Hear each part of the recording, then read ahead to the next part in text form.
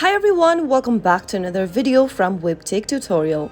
In today's episode, I'm going to be showing you how to add a payment method on Oculus. So let's dive ahead into the video without wasting much of our time. First of all, launch Open your MetaQuest or the Oculus application on your mobile device and also make sure that you're logged into your account. After signing into the account, tap on the menu button at the bottom right hand corner. From the menu option, tap on Settings. Tap on Payment Methods option under Settings and then select one of the payment methods you would like to choose in order to purchase VR games and experiences. You can choose to add a PayPal account or add a credit or debit card. Simply go ahead and select one of your preferences. If you've chosen Add a Card, you will need to add your credit cards or the debit card's number in the first text box. Also make sure to enter your CVV code, the expiry date, postcode, and select your country.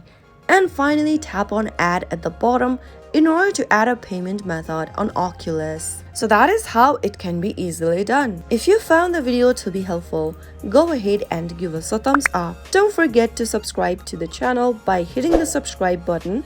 Also press on the bell icon so that you'll never miss another upcoming upload from us. I will see you again in the next video. Goodbye till then.